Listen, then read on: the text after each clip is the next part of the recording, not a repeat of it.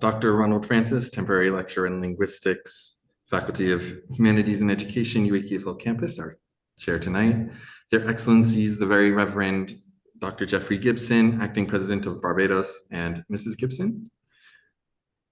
Professor Winston Moore, Deputy Principal, the UWI KFL Campus. Professor Frederick Ocheng Odiambo, Dean of the Faculty of Humanities and Education, the UWI KFL Campus. Professor Sylvia Cohenberg, Dean of the Faculty of Humanities and Education, Mona Campus. Professor David Akombo, Dean of the Faculty of Culture, Creative and Performing Arts. Dr. Jeanette Allsopp, founder of the Richard and Jeanette Allsopp Center for Caribbean Lexicography, and distinguished members of the Allsopp family. Dr. Cora Belgrave, head of the Department of Language, Linguistics, and Literature, members of the university community, specially invited guests, ladies and gentlemen, good evening. It is a great pleasure and distinct honor to introduce you to Professor Cristiano Furiassi, a distinguished scholar in the field of English linguistics, and, as you will hear shortly, a longtime friend of the Richard and Jeanette Allsopp Center for Caribbean Lexicography. Professor Furiassi is currently Associate Professor of English Linguistics at the University of Turin, Italy. The University of Turin is also where he earned his MA in Foreign Languages, English and Spanish in 2001, and his PhD in English Studies in 2004. As part of his graduate training, Professor Furiassi received a Marie Curie Fellowship to study at the University of Bergen in Norway at their Norwegian Computing Center for the Humanities.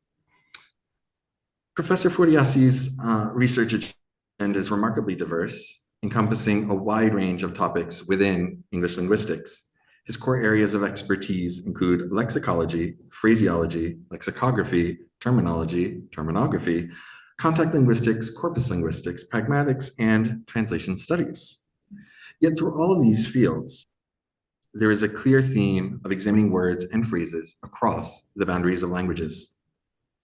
Professor Furiassi has published in a number of notable journals, including the International Journal of English Linguistics, the International Journal of Lexicography, Lingue e Linguaggi, and the Journal of Pragmatics. A significant strand of Professor Furiassi's research focuses on Anglicisms, and particularly the intriguing phenomenon of false Anglicisms, which are words that seem to come from English, but do not.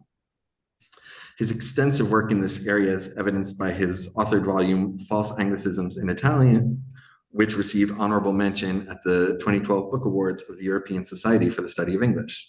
My personal favorite, which I liked so much that I cited it in a recent book chapter of mine, is Baby Pusher. Baby Pusher. Take a moment to guess in your heads what you think Baby Pusher means. If you guessed teenage drug dealer, then congratulations, you are thinking like an Italian. Sorry, Mom. And if you didn't guess it, then Professor Furiassi's work illustrates why one must make use of dictionaries to understand even one's own words in another language. Furthermore, Professor Furiassi has co-edited volumes such as The Anglicization of European Lexis from Words to Phraseology, that's with Virginia Pulcini and Felix Rodriguez Gonzalez, and published by John Benjamins, and Pseudo-English Studies on False Anglicisms in Europe with Henrik Gottlieb, published by de Gruyter Muten. His publications delve into the identification, analysis, and lexicographical treatment of these English and pseudo-English words and phrases across various European languages. Oh, excuse me. He is also a founding member of the Global Anglicism Database, or GLAD, analyzing the impact of Anglicization on languages. Beyond Anglicisms, Professor Furiassi's research interests extend into the rich linguistic landscapes that we have in the Caribbean. He is in Barbados now to complete a research project at our campus, having worked with Jeanette Allsopp and me in the 2010s.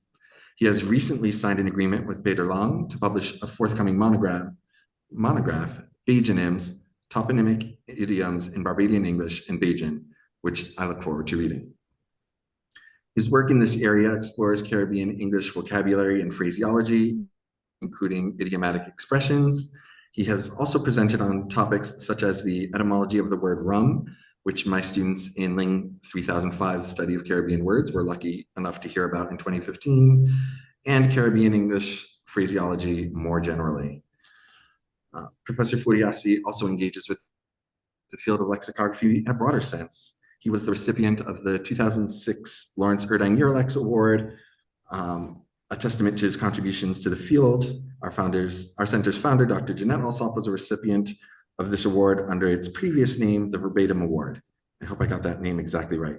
No? No laughs? Okay, moving on. He has been a member of the Oxford English Dictionary Researchers Advisory Group since 2022. Moreover, Professor Furiassi's research touches on translation studies. He has investigated the translation of discourse markers and trademarks and has presented on subtitling practices. He also considers the pragmatic aspects of linguistic borrowing. So, we're getting to the end here. Professor Cristiano Furiassi's research agenda, as seen in his more than 30 journal articles and book chapters, is characterized by its breadth and depth, spanning diverse areas within English linguistics. His numerous publications and ongoing projects demonstrate his significant contributions to the field, making him an outstanding choice for the 10th annual Richard Allsopp Memorial Lecture. So without further ado, I present Professor Cristiano Furiassi to deliver his lecture, Richard Allsopp's Amateur Sources, Reviving Barbadian Folklore. Jason, thank you very much for your very, very kind introduction. All protocols having been observed, I was taught to say this, right? And really impressed by the formality, and I'm honored, and it's a great pleasure for me to be here today. My talk is entitled Richard Allsopp's Amateur Sources, Reviving Barbadian Folklore. And I'm particularly happy because this is the 10th annual Richard Allsopp Memorial Lecture. So it's kind of a really important moment to celebrate Richard Allsopp's achievements. We'll start with a few acknowledgements. I greatly indebted, like to thank Dr. Jeanette Allsopp, founder and former director of the Richard and Jeanette Allsopp Center for Caribbean Lexicography, Dr. Jason Siegel, for his kind introduction, once again, President Director of the Richard and Jeanette Allsopp Center for Caribbean Lexicography, and for the official invitation, where's she? All right, there she is, sorry. Dr. Carl Belgrade, the head of the Department of Language, Linguistics, and Literature. Why am I here? This is a question I sort of ask myself, might wonder as well, right? From Turin, Italy to Barbados.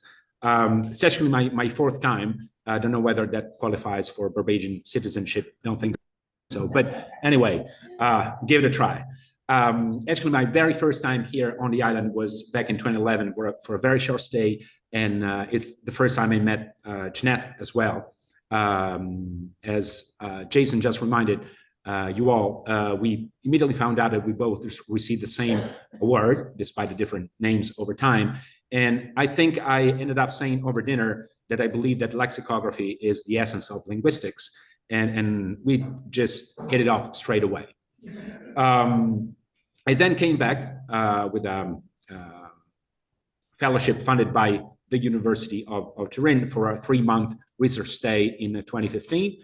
And my very last time, likely due to COVID, here in Barbados was in 2017, due to the 21st the conference of the Dictionary Society of North America. All in all, this was a 15-year-long fruitful collaboration with both Jeanette Allsopp and Jason Siegel, which led to several publications in the field, spanning over 10 years. Here you see a picture I took in November 2011, looking much younger myself, with Jeanette right in front of the building that you all know hosts the Center for Caribbean Lexicography. And to test this, here's a dedication Jeanette wrote on Richard Allsopp's Dictionary of Caribbean English Usage, and that's exactly November 18th, 2011, first time we met. Right, so let's get to my presentation proper. This is just an outline to guide you through the whole journey. Start with a short but necessary caveat. You'll understand why. We'll then explain my aims, clarify what I mean by professional lexicography and amateur lexicography. That's what you see in the title, right? The amateur sources. We'll then define what I mean by toponymic idioms, because I will insist on this concept throughout my presentation. We'll also show you how important these amateur sources, by circumscribing my talk to Barbadian English and Bajan, are in the Dictionary of Caribbean English Usage, the new Register of the Caribbean English Usage, the supplement to the DCU, and also in a book of Afro-Caribbean proverbs. Professor Bagrave earlier talked about Afrogenesis, and in the very title of a book of Afro-Caribbean proverbs, we have Afric, which is another term label that Richard coined much earlier compared to the 2004, which is the year of publication of the book of Afro-Caribbean proverbs. I will then move on to discuss a selection of Barbadian toponymic idioms, and then we'll draw some conclusions on both amateur sources and toponymic idioms. Here's the caveat. Although most of you, right, attending in person are presumably familiar with at least some of the background information I will be providing, I'm sure that a few elementary details about Barbados, Barbadian English, Bajan, must be supplied to the online audience, especially who may not be as conversant with these topics. So here are my aims. The idea is that of emphasizing the quantitative and qualitative contribution of non-professional lexicography to the Dictionary of Caribbean English Usage, the new Register of Caribbean English Usage, and the Book of Afro-Caribbean Proverbs, by focusing on, as anticipated, Barbadian English and Bajan, and circumscribing this to toponymic idioms, which I will define in a minute. We'll also discuss and select Barbadian toponymic, meaning place name based idioms, extracted from the amateur sources I will present. And I decided to limit this to the names of former plantations throughout the island that came to be part to pieces of language property, idiomatic ones. This to attest to the role of amateur lexicographers in reviving local folklore and culture, and also showing how amateur endeavors may continue to shed light on Barbadian vocabulary and phraseology. This is an introductory slide on professional and amateur lexicography, more or less just to show you that I did my homework. And all the 2020 publications you see here about professional and amateur lexicography are mostly taken from a monographic issue of Dictionaries, which is the Journal of the Dictionary Society of North America. So if you're really interested, just get that volume and issue and you will find more about it. I myself also worked on this, Jeanette herself, and other authors. So what do I mean? What does the academic community mean by professional lexicography? Well, the act of compiling both traditional and scholarly historical dictionaries, which usually employ a high standard of lexicographic rigor, often involve a team of lexicographers, not just a single individual, by requiring financial and institutional backing. These works, we see it here, right, are usually marketed by major publishing houses and have wide circulation. On the other hand, amateur lexicography is not scholarly in approach, mostly consists of unsophisticated works as far as lexicographic standards are concerned, usually very short. You'll realize it, well, once I get to these sources, often compiled before a publisher is sought, and as a consequence, self-published in many cases. Usually aimed not at a scholarly audience, but at a popular audience, likely including tourists, so tourist market. Despite these drawbacks, if you like to call them, they are indeed pioneering efforts resulting from a labor of love. They are definitely celebrations of localized lexis, native inventiveness, and unique local culture. Most importantly, from the perspective of a scholar, they managed to record and report unwritten oral usage, which very often lacks, right, in much more professional scholarly works. So let's get to the core of my presentation, and let's define this label, toponymic idioms. This is a label not coined by myself, right? It appears in one publication, 2009, by Sherjunovic, but the definition you may read is mine. By toponymic idiom, I mean a place name, hence geographical name, that's why toponym, which by itself or combined with other lexical elements, hence generating larger prefabricated pieces of language such as phraseological units, including proverbs, is equipped with idiomatic nuances and yields culturally relevant connotational meanings, thus becoming a prototypical expression of local identity.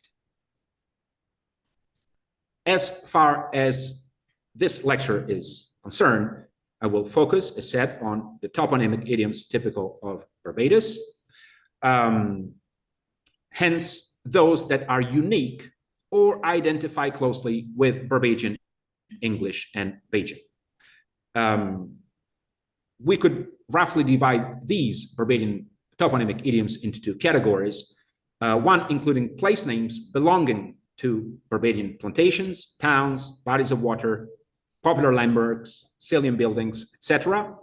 One that comes to mind would be to promise someone Drexel and Kendall, which would be rendered in what Richard would have called IAE, Internationally Accepted English, promise someone the moon.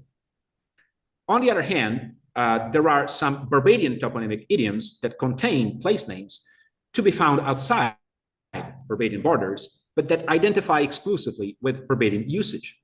This is an example of an entry extracted from one of Richard's dictionaries: to land someone frowns. France, not in Barbados, but the same seems to be typically Barbadian, meaning to give someone help. So here are my sources, and so I will later show you the toponymic idioms belonging to Barbadian English and Bajan that I managed to extract from these scholarly, obviously professional sources, the dictionaries compiled by Richard Allsopp. I'll just go very briefly through this because all of you, most of you at least, are already familiar with Richard's achievements. The Dictionary of Caribbean English Usage, DCU in short, very rare, right? We have it here, I noticed, right? OUP publication, Oxford University Press in 1996, and maybe the more widespread 2003 imprint by the University of the West Indies Press, consisting of about 20,000 entries.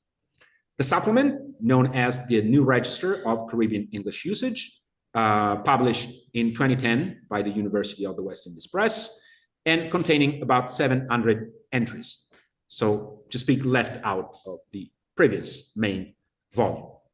And in between, chronologically speaking, in 2004, we see a book of Afro-Caribbean proverbs containing exactly 1,313 entries.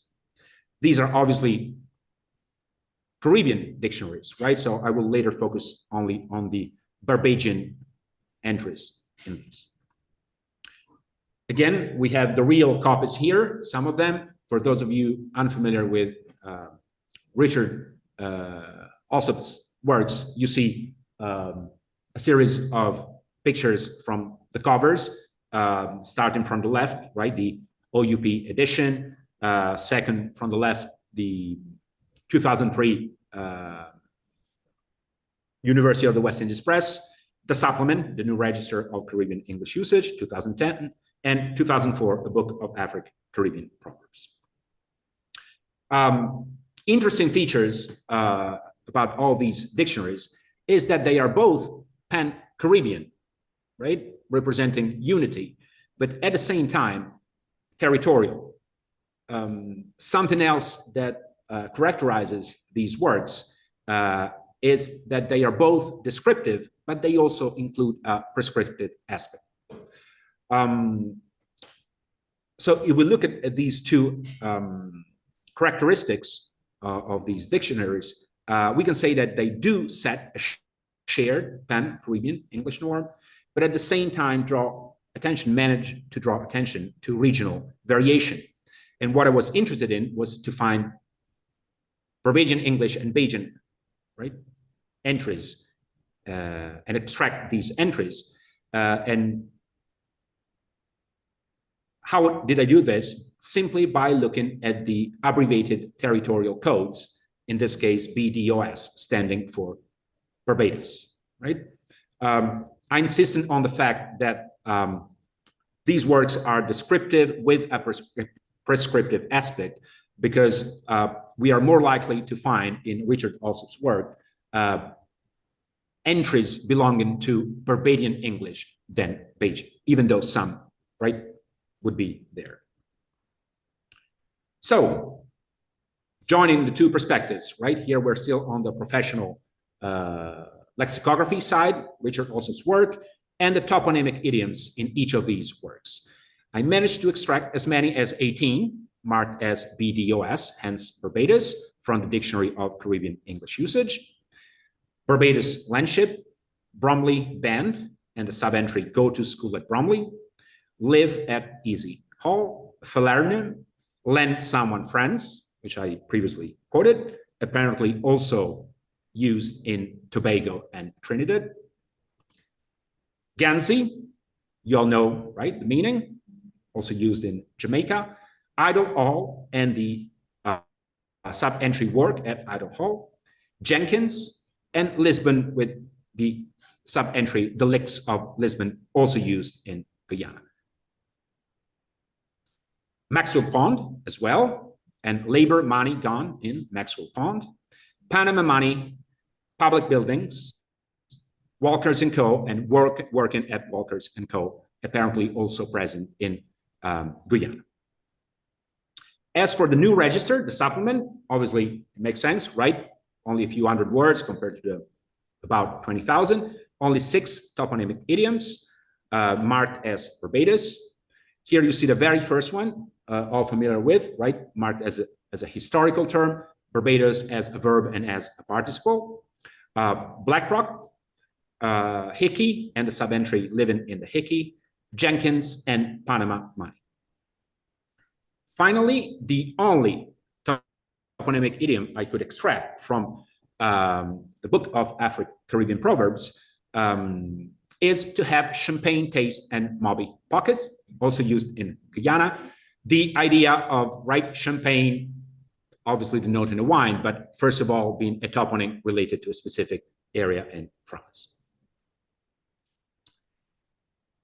So let's now move on to the amateur input, Barbadian amateur input, into the 3 works by Richard Allsopp. He was very, very aware of the importance of so-called amateur lexicographers for his scholarly endeavor, to the point that the sources, the so-called amateur sources he consulted, were all acknowledged or present in the preface to each of his works, or in the reference section. Just to summarize the 4 amateur sources that Richard Allsopp relied on, started with Cruikshank's 1916 Black Talk, but most importantly are based on Margot Blackman's Bajan Proverbs, Eddington Ford's The Mortar Pestle, and the well-known Frank Collimore's Barbadian Dialect, another source I believe you're all familiar with. And for those who are not familiar with, possibly people in the audience, here I am showing you the book covers of all the amateur works I've just listed, Top left, you see Black Talk by Cruikshank, Bayesian Proverbs by Blackman, The Mortar Pestle by Eddington Ford, and then as many as 5, there are actually 7 editions of Barbadian Dialect by Frank Collymore. Top right would be the very first, 1955, and bottom right would be the very last available, 2005. I will now briefly introduce each of these sources and will then tell you the toponymic idioms I extracted from these sources. As far as Cruikshank's is concerned, actually, out of the entire volume, I only paid attention to 8 pages entitled Barbados Word Notes, made of 29 entries overall, but with no toponymic idioms here. So this was definitely an important amateur source for Richard Allsopp's, but not as much for the extraction of toponymic idioms, and hence my lecture. Situation is different if we look at the second amateur source quoted, Blackman's Bayesian Proverbs, of which we have 2 editions, a 1982 and a 1985. Remember what I said at the beginning, usually amateur sources tend to consist of short works, and here we have an 18-page pamphlet, so to speak, which includes many entries, right, 382, but with no definition or explanation. So I guess unless you are from Barbados, or at least Caribbean with certain familiarity with Barbados, you would not be able to guess some or even many of these, of the meanings of these proverbs. In Blackman's Bayesian Proverbs, there are 4 toponymic idioms. All your labor gone in Maxwell Pond, the Lazaretto dog die at the lighthouse, he'll promise you Drexel and Kendall, and 2 work at Walkers and get paid at Idle. Glad you're laughing, right? So still keeping you alive. Moving on to the third amateur source, that's Ford's, The Mortar Pestle. This is more academic, if you like, still not scholarly, still as far as lexicography is, as lexicographic standards are concerned. But the glossary is longer, is more accurate in the sense that he at least provides, right, the meanings and the definitions with some other notes. What Ford says is that the proverbs he includes in his publication are used also in Barbados, but are not necessarily exclusive to Barbadian English or Bayesian, right? So Barbadian proverbs, I'm quoting, referring more to the usage than the origin. He also explicitly states that his work is based on Blackman's, right, and consists of 322 entries with 9 toponymic idioms, so a bit more than Blackman, some obviously similar because that was the source of inspiration. All my labor gone in Maxwell Pond, all of my labor gone in Lowther's Pond, the Lazaretto dog dead at Ragged Point Lighthouse, then work at Idle Hall, this place hot as Maps Milliard, this place hot as Bayless Milliard. To left are and she hard, I'm quoting, right, exactly. And she hard, she just like Buckley, Iron Man. Egain promise you Drexel and Kendall. You don't take down Drexel to fix Kendall, and the variant, you can take down Drexel to put up Kendall. And finally, we get to the least amateur, right, of these amateur sources, which is definitely Frank Collymmore's Barbadian Dialect, 7 editions, as I said, from 1955 up to 2005, some obviously published posthumously. This is a 120-page glossary, so much longer, right, than the previous ones, with as many as 1,400 overall entries. Obviously, more, right, as many as 32 toponymic idioms. Before I discuss this, I just want to spend a couple of words on the academic relationship between Frank Collymore and Richard Allsopp. Frank, Collymore, familiarly known as Collie, and Richard extensively discussed the place that Bajan should be granted in Barbados. And Richard also indeed appreciated Frank Collymor's efforts to make Barbadians aware that Bajan should be recorded, cherished, and valued. I believe, that's right, my personal opinion, obviously, that this is possibly one of the reasons that might have led Richard also to rely on amateur sources while undertaking his scholarly lexicographic enterprises. Right here, I'm obviously focusing only on Barbadian amateur sources, but we could say the same about Jamaican English, right, or other Englishes spread throughout across the Caribbean. As I was saying, as many as 32 toponymic idioms that I managed to extract from Collymor's Barbadian dialect. Barbados itself and the sub-entries Barbados Slag and Barbados Water, Bimshire, the building, and this interesting one, Hayev building time, Easy Hall, to be living at Easy Hall, Falernum, France, Ganzi, again, the Hickey, Jenkins, he go down to Jenkins, Lazaretto Dock dead in St. Philip, Little England, Mapps Milliard, and again, as hot as Mapps Milliard, Maxwell Pond, and the sub-entry, all his money gone in Maxwell Pond. And to conclude, Panama Man, Panama Money, Pollard Cellar, with sub-entry sleeping in Pollard Cellar, Scotland, Scotland Johnny, Spicetown Compliment, Sugar Hill, Walkers, and to be employed at Walkers. So let's get towards the final part of my presentation. As promised, as outlined at the beginning, what I'm trying to do now is to discuss in detail some select Barbadian toponymic idioms that are inspired by names of former Barbadian plantations, that are indeed gathered from the amateur sources I have just listed, and that are still unrecorded in the professional scholarly works by Richard Allsopp, to show you how important amateur sources can still be. And this is a list of all the toponymic idioms, including names of plantations in Barbados that are not recorded in professional scholarly dictionaries. And she just like Buckley Ironman, he'll promise you Drexel and Kendall, or he can promise you Drexel and Kendall. You can't take down Drexel to put up Kendall, or you don't take down Drexel to fix Kendall.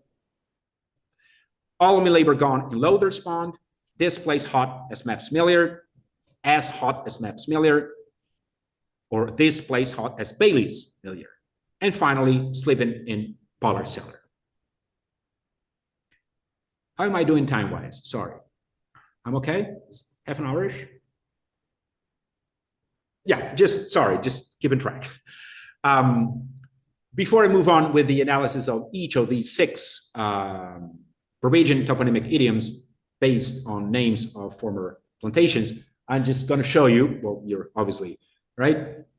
You know what they are, right, on the island, but especially for the online audience, right? Would be nice to see where they are, discover maybe that Barbados is divided in parishes, okay? And so these are all the names of all the plantations I will look at, right? Drex, Kendall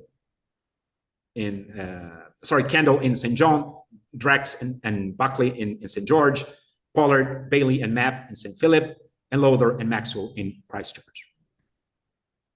So let's start with the first one. And she just like Buckley Ironman. This is verbatim taken from Ford's 1987, meaning a person who is very thin. Quoting Ford, in the 1920s, the biggest mill of any sugar factory in Barbados was installed at Buckley in St. George. The individual referred to was hard, parenthesis, skinny, as iron.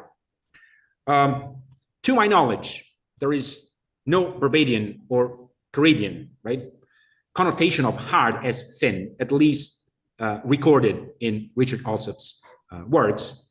However, the meaning, right, is presumably based on the resemblance between a slim person and the oblong shape of the tall iron crane.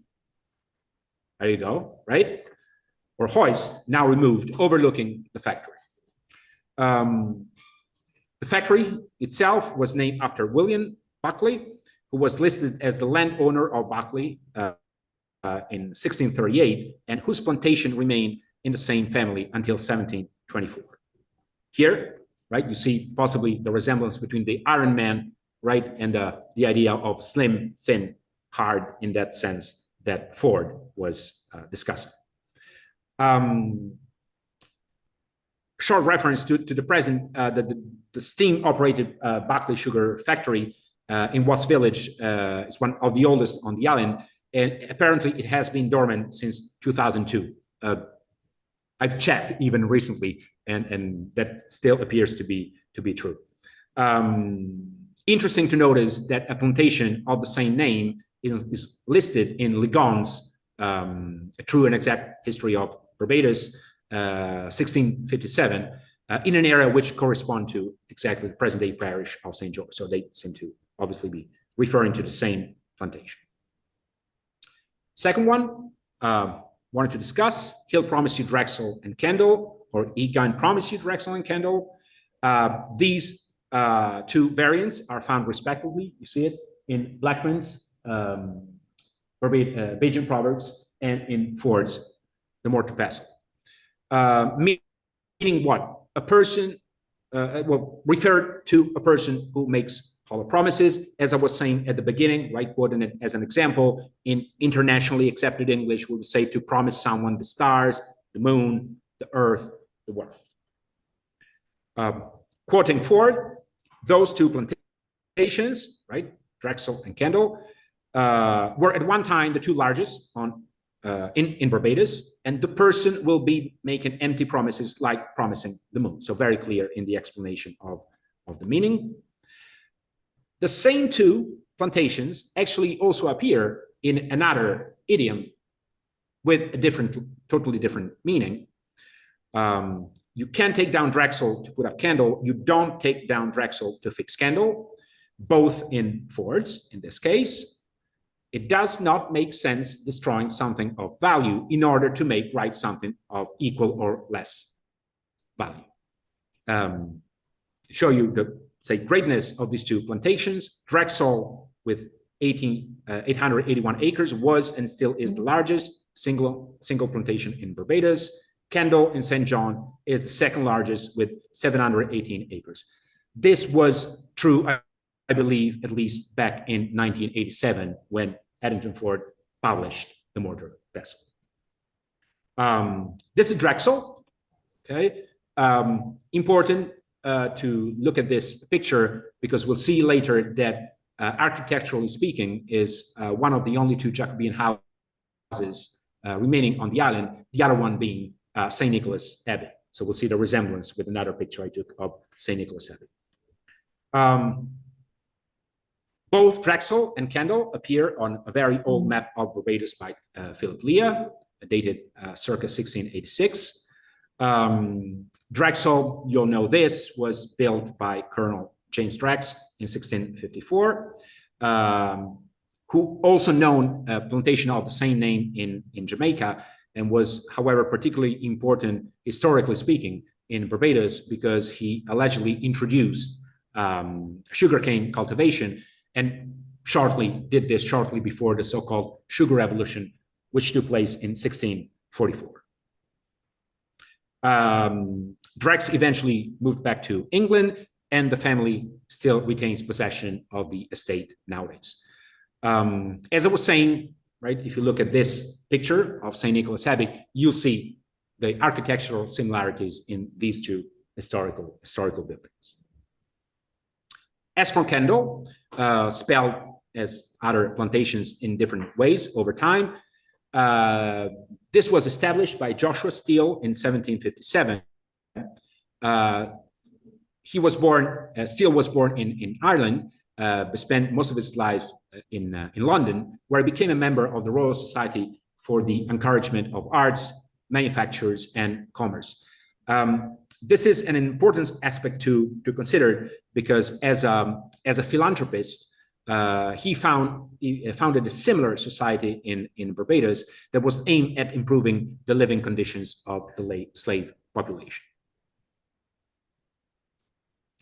Moving on to my third toponymic idiom, all my labor gone in Lowther's pond.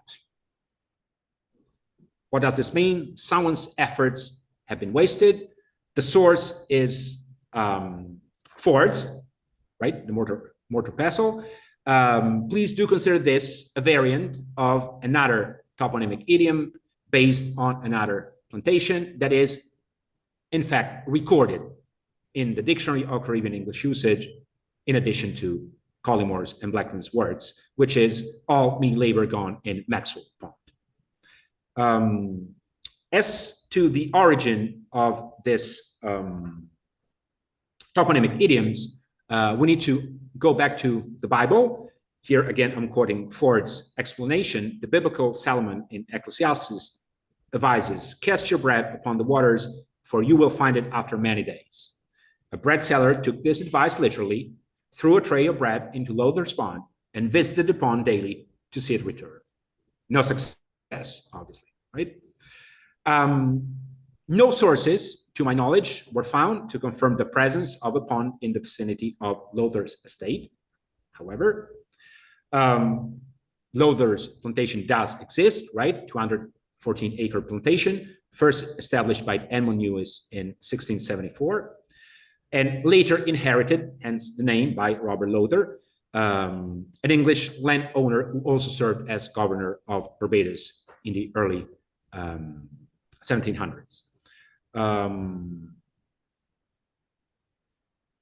Moving on to, I believe, is the fourth of my toponymic idioms, the toponymic idioms I'm discussing.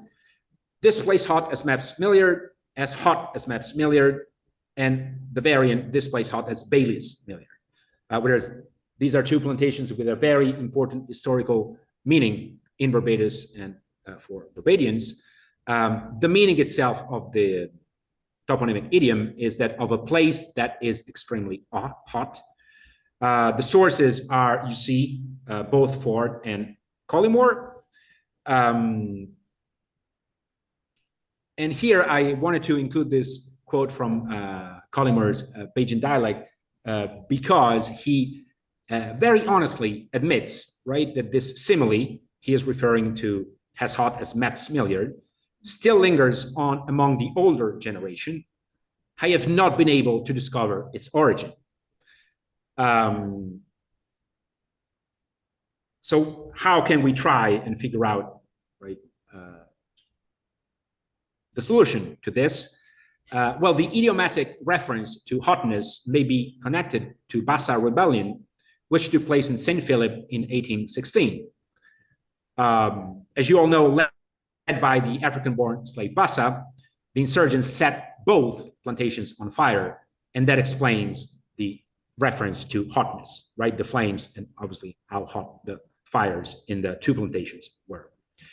Historically speaking, Bassa was supposedly killed on site during the battle against the regular troops and the militia, but it found in this source, Lynch, that the alleged brains behind the rebellion was Joseph Pitt Washington, a free-colored man. I'm not a historian, you notice, right? Hilary Beckles as one of my main sources, so I'm sure, right, there are more reliable speakers that would attest to this or confute, right, what's in here.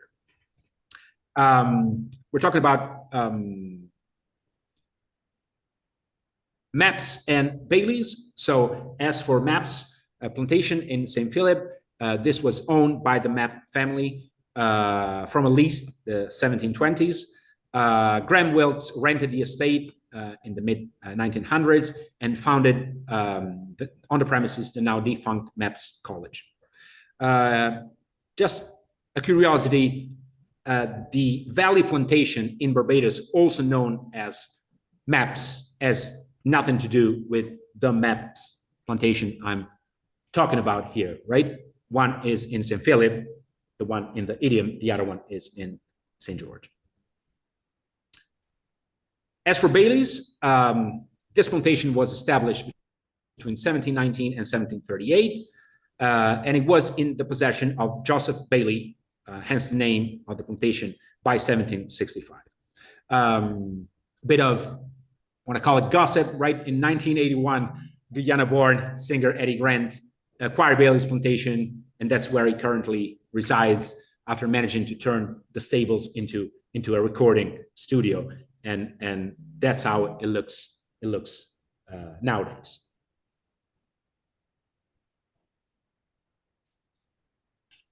Polar cellar, I believe, is my last one, if I'm not mistaken. Final toponymic idiom based on a Barbadian plantation, sleeping in polar cellar. The source here is only Collymore, you see it, meaning to spend the night wherever it happens, most likely outdoors. Collymore says that the idiom implies that the person referred to has no settled place of abode, but that, like the turkey, to use another common saying that I do not know, so please, if you do know any saying related to the turkey and sleeping outside, let me know. He sleeps whenever night catch him. Are you familiar with a turkey-related saying having to do with someone sleeping outside during the night, spending the night outside? Because he gives it for granted, right? I didn't know anything, and I'm happy you don't, because that means I was just not the non-Barbadian not knowing this. It is also interesting to notice in this toponymic idiom that sleep, as we understand it, is not to be taken literally, right? As the opposite of being awake, but as Richard Allsopp tells us in the Dictionary of Caribbean English usage, also has the meaning of to remain outside during the night, not necessarily sleeping, which is exactly the sense in the idiom. This is polar cellar. We're talking about, right, plantation, cellar, and the fact that there might have been a large hurricane shelter in the cellar at Pollard's plantation in the parish of St. Philip. As far as I'm concerned, I was not able to prove the existence of this hurricane shelter, but I could guess that the hurricane referred to is the Great Hurricane of 1780. Right, so don't be too happy, still have a few slides. I'm getting to my conclusions. As promised, the first part will be on the role of amateur lexicography, and the second and final part will be on the toponymic idioms I discussed. I hope I managed to attest to the prominent role of amateur lexicographic practice, hinging obviously limited to Barbadian English and Bajan, as evidenced in Richard Allsopp's scholarly production. The idea was to highlight the contribution of so-called amateur lexicographers to the construction and conceptualization of Barbadian identity. In addition, I intended to prove that these passionate attempts of amateur lexicographers at chronicling the linguistic specificities of Barbadian English and Bajan do represent a tribute to Barbadianness. Also showing that the genuine and reliable voices of amateur lexicographers bear witness to the societal, historical, and ideological composite of Barbados. Also, my intent was to demonstrate the ability of amateur lexicographers to revive local folklore and obviously ensure that Barbadian culture is preserved to posterity. Also wanted to posit that the amateur cataloging of Barbadian English and Bajan vocabulary, and hence phraseology, idioms, promotes the valorization and validation of language practices in Barbados. As for the second and final part of my conclusion, also moving towards the end of my lecture, here I am looking at the toponymic idioms in general, and at the 6 toponymic idioms I discussed in more detail. The specificity of Barbadian place names definitely gave and still gives birth to equally distinctive toponymic idioms. And this does what? This shows how Barbadians managed to integrate the topography of the island in the languages they speak. By doing so, they rendered Barbadian English and Bajan unique in the scenario of varieties of English and English lexified creoles, both Caribbean and worldwide. You notice that, I could tell by the way you looked at my slides, the way you laughed, or showed your interest during my talk.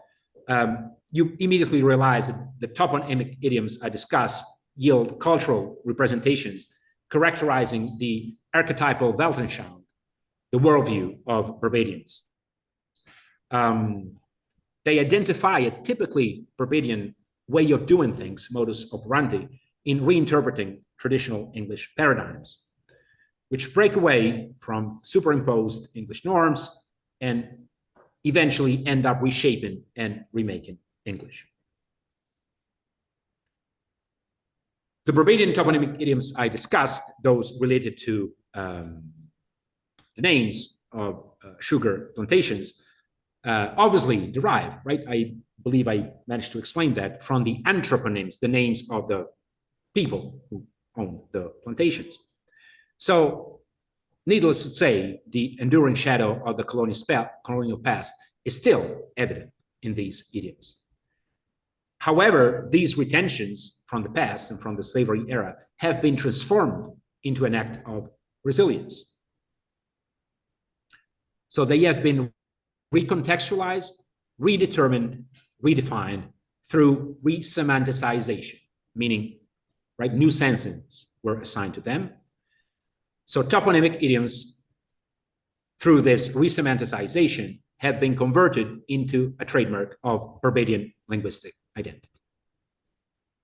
I want to conclude with one of my favorite quotes by Edward Bowes.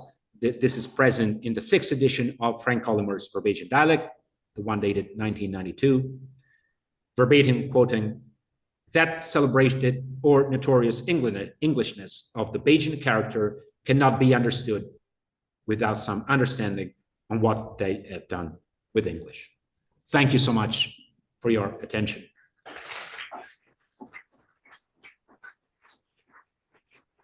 All right, I think we can give Professor Furiassi a round of applause.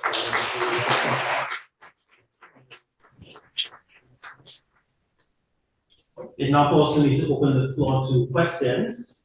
I think protocol dictates that we let our specially invited guests, particularly the president, deputy principal, etc. If you have any questions, that you will go first. If not, I will open it to the wider members of the audience. Any questions from our guests? I guess so. I'll get one from Professor Woods. I don't bring this slide. Okay, no, it'll go up there.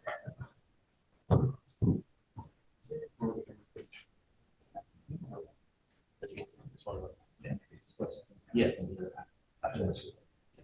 Good. So, really excellent presentation. Enjoyed it. Particularly as an economist, this is totally new ground for me. But you mentioned a lot of Barbadian sources in terms of your research. Did you come across any references in the Barbadian literature that would reference other Caribbean places or other places outside of the region? And so you mentioned Panama, but were there other references of other Caribbean spaces, and what were you able to write in the references that you came across?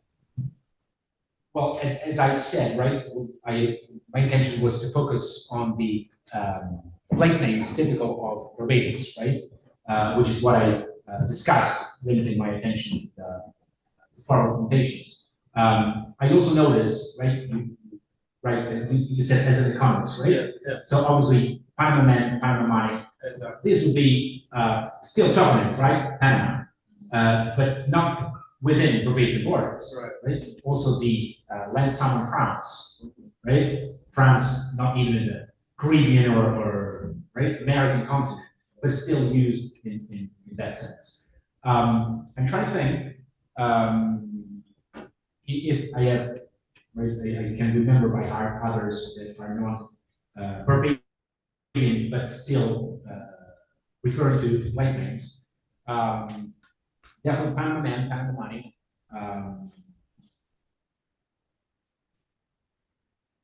Well, if you like the champagne taste in Bobby Pocket, right? If you look at the etymology of champagne, right? It is a drink from a certain area in France. Okay, so that's another one, but it's not verbatim or Bobby is, right? But not champagne. I'm thinking about Falernum that I was impressed by looking at bottles in supermarkets. It's still sold and it appears to be very popular, right? This rum-based drink. Thank you so Zoom much. isn't hearing you, so we're just moving this for Zoom. Oh, I'm so sorry. That's okay. I'm so sorry. We're is the gonna be cable okay. long enough? We're gonna be okay. Cable long enough? Okay, right. Sorry about that. Yes, I was just mentioning, summarizing for the online audience. I was asked about references to place names outside Barbados. Okay, and I was mentioning, right, give someone, lend someone France, give someone hell, champagne taste and Bobby Pocket, with champagne as, right, the toponym, typical area of France, hence a drink. Again, Panama Man, Panama Money. Try and think whether I can think of others. Yes, Falernum, I was saying that, which is not something, right, a place typical of Barbados. Not much that come to mind. Now that I think about it, looking back at the introduction, very kind introduction by Jason Siegel, there's this a forthcoming book that will be published by Peter Lang on Bajanims, right? Barbadian English and Bajan toponymic idioms. And I'm thinking that overall I should have about 40 of these, including the 6 I talked about here. And if I'm not wrong, I had about 30-ish that are within Barbadian borders and about 7 or 8 such as these. So I think the list of outside Barbados place names is roughly complete if you, right, count the few I managed to mention. I hope I answered. Thanks a lot. Thank you. All right, thank you. We'll continue with our questions. I will ask that you introduce yourself when you go up to the mic to ask a question. Yeah, Sylvia Boyberg from the Boulder campus. You're probably familiar with Barry Hitman's work on Jamaican place names. And he develops a kind of taxonomy of place names. Some Jamaican place names are the names of British places. Some are named after planters or other owners. So there's loads of named pens in Jamaica, for instance. But there was also a number of so-called Creole place names, which were constituted locally. So names like Halfway Tree, Wait a Bit, the very spectacular Minosengo. So I'm wondering if a similar taxonomy is applicable to Bajan place names. So are there, the category of Creole names in particular, or something like that exists? Thank you for your question. I have to admit that my knowledge, so to speak, is limited to Barbadian English, Bajan, because my own, right, academic scholarly experience, and also my interest in place names is limited to those place names that come to be used in idiomatic expressions, such as the one I quoted. So I never really meant that it was never my intent, right, to classify place names. But I know that they are very important, right? They could have Amerindian origins, very few. They could have Creole origins. They could have African languages origin. They could have obviously English, Irish, right? Many. But was not thinking of a precise taxonomy of place name, or because my attention is, my focus is on when these place names becomes part of idiomatic expressions. They go beyond the literal, right? I, in a way, don't care much about why Drexel is called Drexel, right? Because of the name of the owner, okay? I'm interested in the fact that what is a name of a plantation then comes to be used daily, and I don't believe there is any recollection or immediate recollection of what happened there then in using that every day. So that's why I did not think of a proper taxonomy, because that is just not within my aim, my goal. Thank you. All right, we will welcome some questions from Zoom as well, but before we do, I see Dr. Dawkins, so we'll take Dr. Dawkins' question now. And I will ask one question from Zoom, and then we'll continue on with the audience. Well, sorry, just 1 second. I wanted to know, you were talking about place names, and you mentioned this Jamaican volume just popped up right now. I'm sorry, but the next, sorry about that. There's this volume that was almost impossible to find in Europe that I just bought down the road, and is of halls, hills, and holes. Is it correct? Place names. That's marvelous, and that kind of answers your question a bit better than myself on Barbados. Just it's also wonderful, marvelous, big, heavy volume that I need to carry back, but that's the one. Sorry, I just remember now. Yes, excuse me. good evening. Thank you for your presentation. I'm not Bajan, but it was quite interesting to learn some of these idiomatic expressions. I don't have a question, I just have a comment. You mentioned the fact that the word hard was being compared to iron, like a skinny person who's hard. Yeah, the idea was that hard means, because it was henshi hard, meaning henshi thin, henshi skinny, Okay. right? But what I said is that I could not find any meaning of hard as skinny, at least in the dictionary or even English usage or the other. Okay. So in Jamaica, when there's a skinny person, we have the reference that we say, oh, she's tough like iron. All right. So she's as hard as iron. And even when we have sports day, there's this traditional song, she favor iron donkey or them favor iron donkey in a shorts. So there's that reference with skinny persons being tough. We don't use the word hard. But use tough, which is still hard, yes. a synonym of. And compare them to iron. So just wanted to. No, that's very. That's the way Bajan view it. I'm not sure in terms of, okay, so they're saying, yeah, when somebody's skinny, you call them iron. Oh, like iron. Okay. Yeah, so that's, I mean, an extra. Thank you for your comment, because it's extra piece of information that proves how amateur sources can still provide new insights into lexicon and phraseology as well. Thank you. And by the way, I spotted your Jamaican accent. No, I'm just saying that as a foreigner, right? That you know, I was like, gosh, yes, right? Yes. So. All right, so before we continue with our audience questions, we will move it to the Zoom questions here, and I hope I capture it well. So, Professor, we have a question from Jenny Louise Vander, right? Does the division between amateur and professional lexicographers really hold from an anthropological or ethnographic point of view? The question goes on, in my PhD, I investigated local investments in education revival efforts in the early zeros. The teachers I worked with became my actual teachers, for instance. Far from linguistic amateurs, I would call them folk experts. So just to bring it back again to the question, does the division between amateur and professional lexicographers really hold from an anthropological or ethnographic point of view?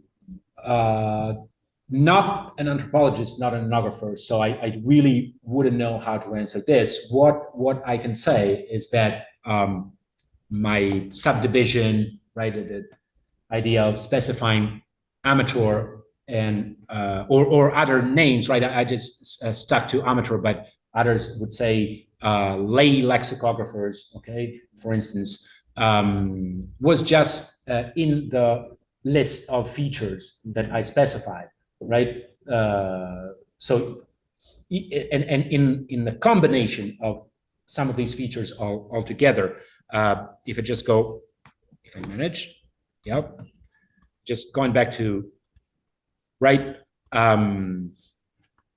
For instance, if you browse through, read the pages of the sources I commented on, you realize, right, I mean, in a proper, let's call it professional, not proper, right, professional scholarly dictionary, such as Richard Allsopp's dictionaries, you would find dots in between letters for spelling. You would find IPA, well, except for the Americans, right, with the APA phonetic transcription.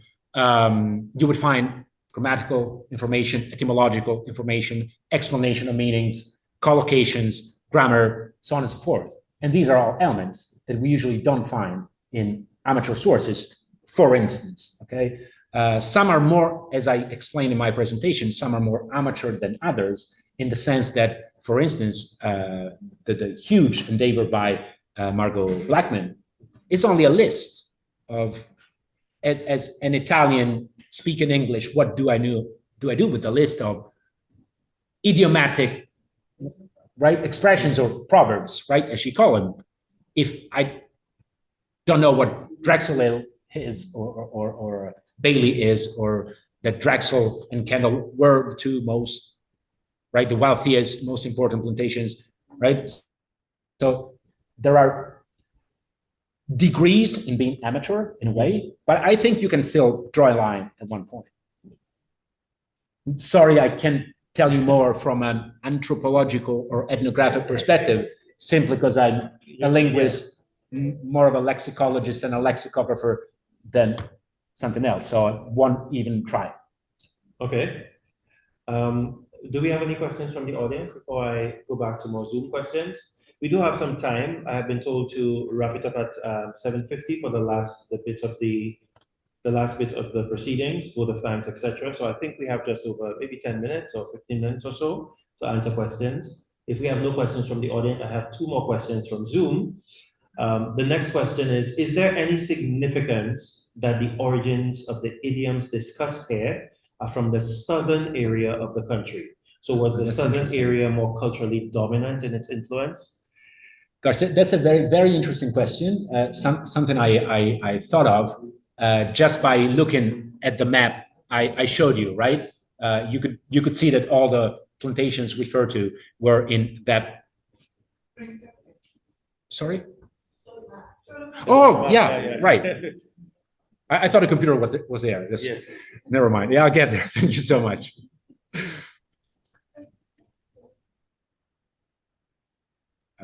Yeah, there we go. Yeah, sure. I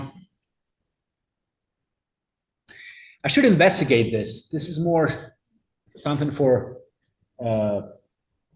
historians, I guess. Anthropologists again, right? I'm trying to think of plausible answer, but I wouldn't know.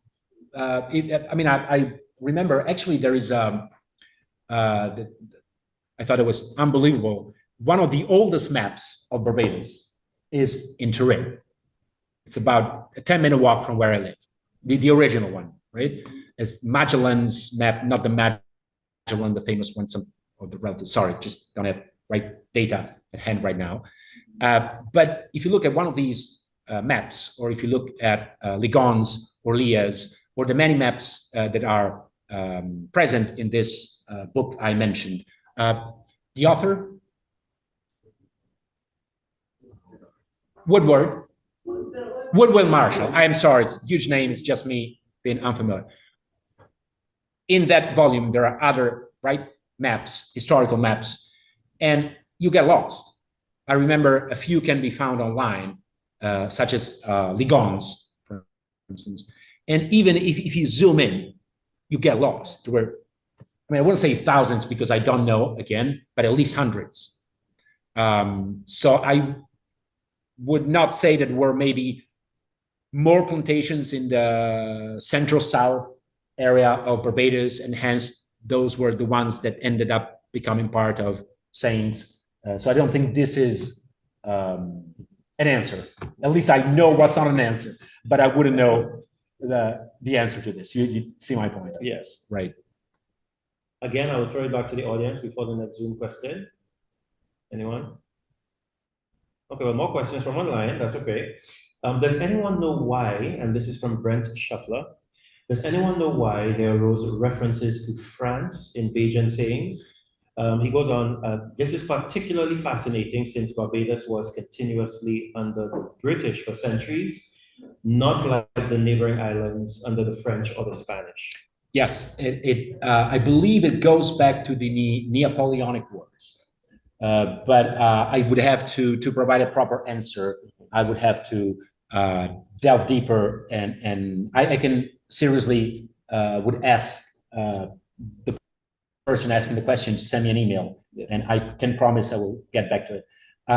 Definitely, if you look at Richard Allsopp's Dictionary of Caribbean English Usage, France, with an idiomatic meaning, is used as a euphemism for the other four-letter word we all know that I'm not going to say, right? But there are still, historically speaking, a reference to, I believe, Napoleonic Wars and some contribution of Caribbean soldiers. But I'm just going to stop here because I'm going to say something very silly, possibly.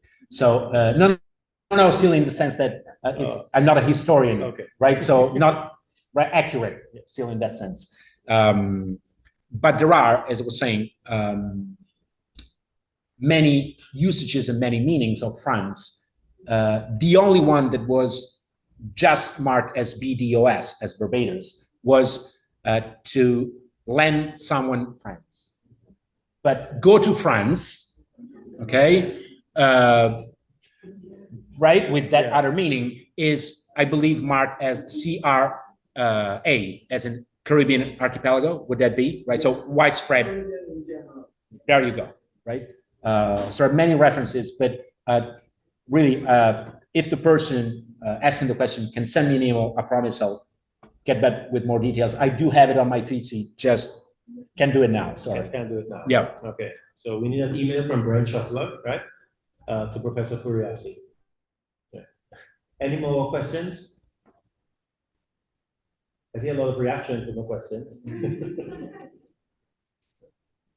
Well, I would like to ask maybe one question to wrap it up that's a little bit more broad. Sure. Which is that you spoke about the value of these amateur sources. And I think that perhaps in today's world with AI, etc., auto-generated text, I wonder if you could comment on why now more than ever in the technological atmosphere that we're in, it is important to do this kind of historical work and to go find these amateur sources. Well, by amateur, I do not necessarily mean historical or dated. Yeah. Okay. Actually, right, we are here to celebrate Richard Allsopp's works and life in addition to his career. So my talk was limited to the amateur sources in Richard Allsopp's works. However, I investigated more amateur sources, both written and thinking about, do have them, just need to look for them, but on paper, right? But there are also many online. I found there's, are you familiar with the saying to go to school at standpipe high? Right?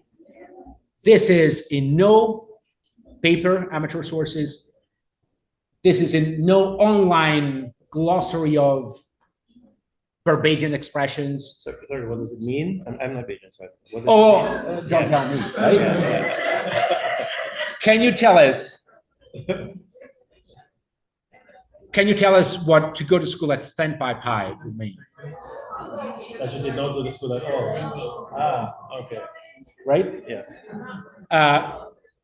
And I found this in the website of a lady who has a shop in Barbados. I now, sorry, there's so many sources, can't think of names. who sells jewelry, handmade jewelry in Barbados. Angelique is the brand. I don't know whether you, Angelique Jewelry, if you Google it. And she says, oh, I'm also fond of Barbadian expressions. There you go, a few. And she is the only one that provided go to school at Senpai Pai. So I also have a series of online amateur sources that I relied on for my book. Not obviously for this presentation, because I limited to the amateur sources that Richard Allsopp used. Wouldn't know what to guess about, right? Artificial intelligence and all that's going on.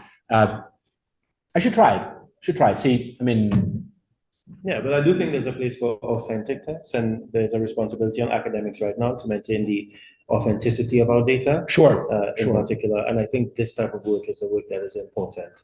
I think as we continue to get auto-generated text, etc., it will become more and more difficult to pass and to determine if the data that we have is truly representative of how people actually speak over time. And the only way in which you'll get real authentic data is if you go back. Am I making sense? Well, yeah. Possibly. I mean, at times when I talk to friends, people, I would find myself some sort of you say a Luddist? Was it Ludd? Luddi, destroying machines in the Luddites. I'm sorry, technological Luddite, right? So in certain cases, I would think of, oh gosh, I want to eliminate emails, right? Bothering me a zillion a day, right? But unfortunately, right, we cannot. It's naive what I'm saying. We cannot stop technology, right? I wouldn't be here without Google Maps, right? There are certain things you can only do through technology, and I have a colleague at the University of Turin specializing in artificial intelligence, and I think we discussed this a little bit, not an expert, and she said, well, don't we use calculators, right, to add, divide, find commas, right? Why should we still do it by hand? Yeah. So at the same time, I see it's I still see, I guess, a bit as cheating, right? Because, right, it's easy to say, well, provide me with a list of patronyms that you find online and you have the answer. But then I guess to get back to the sources and quoting the sources and see what's behind it, and it's different matter. As you noticed in my presentation, I mean, I try at least, right, to be accurate with quotations, pages, years, and authors. I think we have time for maybe one brief question. If not, I will wrap it up here. Or comment. Okay, well, two. Okay, so we'll take the comment. Yeah, is your hand up, please? Yes, please. Go to the mic. I just wanted to comment on the Go to France. Yeah, sure. The Go to France statement. That is a dismissive statement. It's like saying to someone, go to hell. Oh, yeah, right. Right. And I think they use France because the British and the French were always competing historically for property and lands across the world, really, in the Caribbean. They were better enemies. So when a British person says you go to France, it's like saying, you know, go to the enemy, go to hell, go to somewhere that is bad. I'll tell you what, there's the, right, Richard's work there. I'm sure France is there, and I believe the reference to France is, so maybe we find the solution, just like going back to the very source, right? Just give me a second, I'll see if I can find it. No, seriously, because, right, so many, right? Sorry, as I said before, was an inaccurate reference. Obviously a euphemism for hell, right? A reference to France as the scene of doom and horror where many West Indians died in World War I. So that's where it comes from. I was very silly in saying Napoleonic Wars, but it was a war. It was World War I, And here it is. We got it from the real, right, author himself. So that there was, obviously, I mean, it makes sense, right? It's the long-lasting fights, right? Wars between France and England, Britain. We will take one final question. I see the Reverend lined up for the question. I will ask that after we have that question, we will invite Dr. Siegel to give us a vote of thanks, but please do not leave immediately after the vote of thanks, as we have to wait for the exit of the acting person. Good evening, Irma. It was a quite very interesting experience as I listened. And as I listened, I felt very affirmed in the Asianisms, and especially when they talked about standpipe education, mixed Latin standpipe. So I went online to find out. So a standpipe, according to the standpipe, school at standpipe, refers to a course of or program focused on the design, installation, Wonderful. and maintenance. Wonderful. There you go. There you got your answer, right? With the AI contribution to. Thank you for doing it. AI contribution. Nothing to do with it. Richness of the language that we speak is very powerful, and so at the end we again, yes, we lexicologists, we thank Dr. Allsopp for being visionary in putting a dictionary together for Caribbean people so that we can understand speak a different language. Thank you. Thank you for that. Thank you. Thank you very much. We have to do that with authentic data.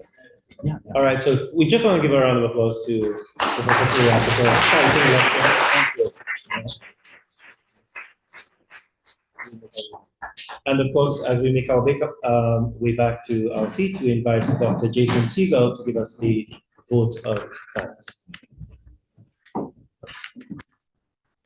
Thank you all. On behalf of the Department of Language, Linguistics, and Literature, I wish to thank the following persons. Of course, our guest speaker, Professor Cristiano Furiassi, for a wonderful presentation that reminds us that the lexical richness of Barbados does not lie in the minds of specialists alone, but in the lives of the general public. I'd like to thank all those who took the microphone this evening for their contributions. Cindy, are you still here? No, that poem was really something. You all may not know just how busy this weekend is for the campus, but this was perhaps the busiest time of this entire academic year. And as a result, I'm going to thank the following few people for their service that came as they were already under duress for the exigencies of other important events of the evening. The Campus Registrar's Office for their assistance in protocol and staging, the Division of Culture in the Prime Minister's Office for the provision of our podium when none of our UE podiums were available. They came through for us. The staff of the Faculty of Humanities and Education and of the Department of Language, Linguistics, and Literature for their work in preparing the space and other important arrangements. The Office of Marketing and Communications for their contributions to publicizing the event and to the decor of this evening. I would also like to give a very special thank you to Ms. Krista Sanishust, who is the stenographer clerk of the Allsopp Center, who always goes the extra mile for this event, but this week did an extra marathon. It was really something. I would also like to thank Hadia Daniel, her daughter, for granting us Krista's presence on her birthday. So happy birthday, Hadia. And last, but certainly not least, to our wonderful audience, both in person and online. We had over 40 people online tonight for attending this panel and thereby preserving the memory and legacy of Richard Allsopp. I'd like to take a moment just to remember a great Creolist who passed away this week. His name was Jeff Siegel. People often thought that we were related, and so I would get compliments on my work that was actually compliments on his work.